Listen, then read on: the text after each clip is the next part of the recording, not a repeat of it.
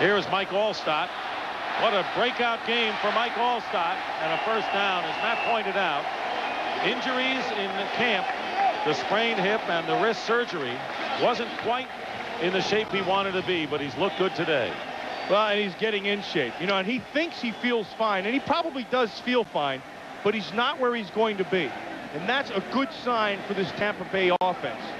You know, the smart thing is he runs with his brain as well, because you know it's the end of the game. They want to eat up the clock. It's going to make sure they tackle him inbound. Look at this.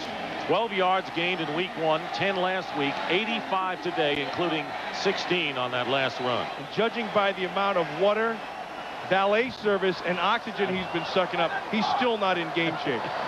First down at the 33. And again, they go to the workhorse, Mike Allstott, and I think there's no one in the stands who can recall the fact that he fumbled in the first half anymore. Except for Mike Allstott. You know, that play they ran right there, you can see he looks tired to me. He looks like he's kind of still trying to find his wind, and that's going to happen.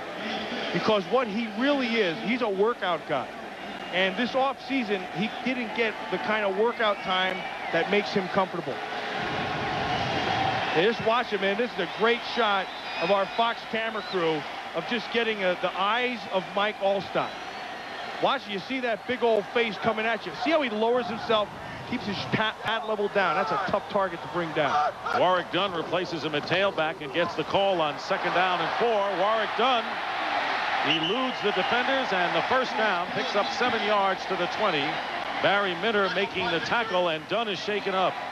Well, he's got himself a cramp. That's okay. Anytime you see this, see, that's usually a cramp right in here. See, now, last week they had a bunch of cramps. Now he's got the double cramp going. See, the funny thing is, you see, Lorenzo Neal, he went from fullback to trainer just like that. Because as a player, oh, he's cramping a pad too.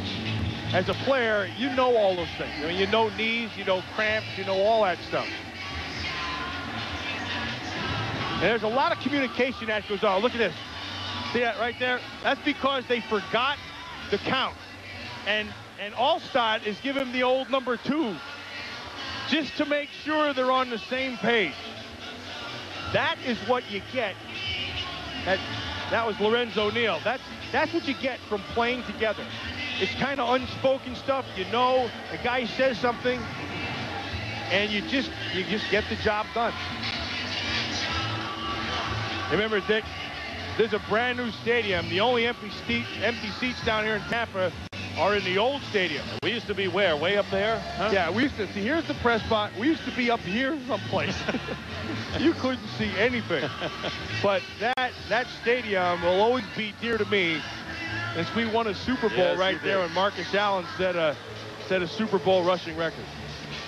Tony Dungy obviously feeling better about things for the Tampa Bay Buccaneers, and he said all we did in losing the first 2 games, we were right on serve. We lost the road games. If we win at home, we have held serve, and he stayed very calm all week long. Well, today's game was produced by Richard Zients and directed by Artie Kempner.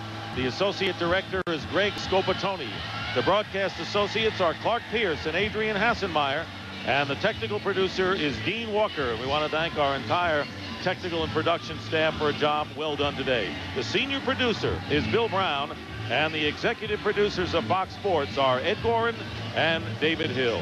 Remember last week they had to cart Trent Dilfer off, and they took him in the 3rd quarter to the locker room, and they gave him 3 bags of IV fluid before he said he drank a ton of water after the game to try to hydrate himself, and he said his body didn't get normal till about midnight after the game. And a standing ovation for Warrick Dunn. 82 yards on 10 carries and a touchdown, and it was a beauty, 43 yards, as the Tampa Bay Buccaneers outscoring the Bears 27-0 in the second half today. Dick, I'll tell you this, that was a faster cart here in Tampa than it was in Green Bay. In Green Bay, they took their good old time getting him to the locker room. Yeah, I think they had the brake on. Down here in Tampa, they rush him off to rush him back in. I think that's a land speed record right there. Bucs have a first down on the 20-yard line. Time running out, getting close to the 2-minute warning. And here is Allstott. And Allstott, who is approaching 100 yards rushing today, he also has a touchdown. Stopped by Andre Collins. And we're down to the 2-minute warning. And Allstott 2 yards away from 100. 2-minute warning here in Tampa. We'll be back in just a moment.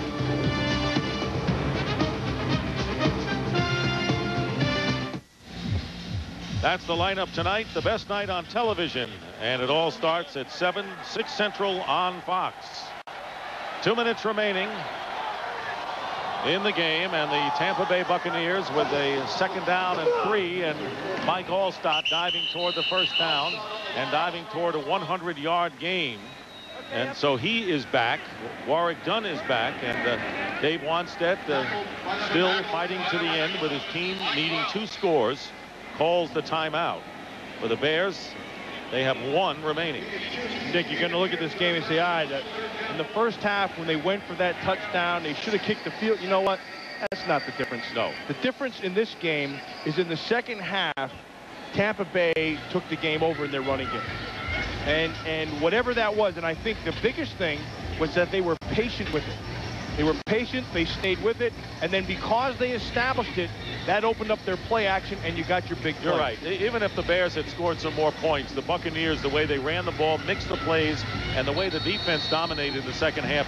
The Bears had only 1 first down this half, and that was the roughing penalty against the injured punter Todd Sauerbrunn. I will say this, Dick. I believe they've got to get, and I've said this all second half, that man right there, Curtis Conway, they've got to get him integrated into this offense. He's got too much big play and speed in him to be throwing 5- and 8-yard routes. Did catch a 47-yard pass, but not enough today for the Bears that way. 3rd down and 1. Mike Allstott has his 100-yard gain and adds to it as he gets the first down inside the 10.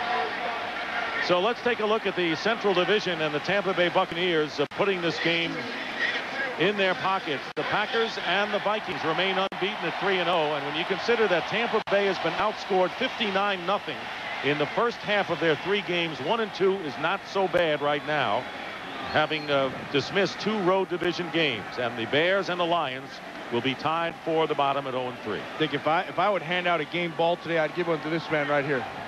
That's Mike Shula, their offensive coordinator. I think he called himself an exceptional second half, and he was patient.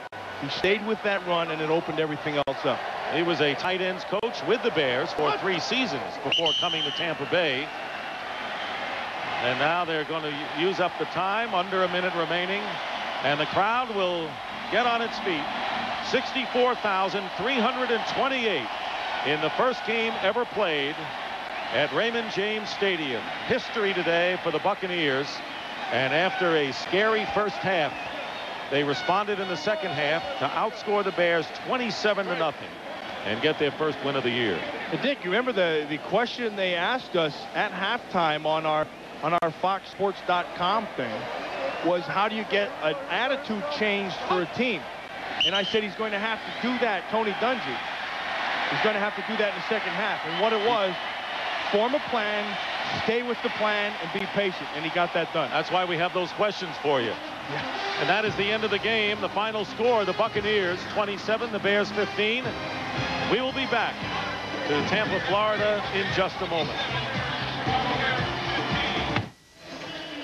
And here is the Sunday night lineup tonight. The best night on television, starting with the world's funniest, Holding the Baby, coming up next, as the Tampa Bay Buccaneers, sparked by Trent Dilfer's 2 touchdown passes, Warwick Dunn with a 43-yard score, the running game clicked, and a resounding 27-0 second half edge. A sharp contrast today as the Tampa Bay Buccaneers win their first game of the year, defeating the Chicago Bears 27-15. So for Matt Millen, this is Dick Stockton saying so long from Tampa.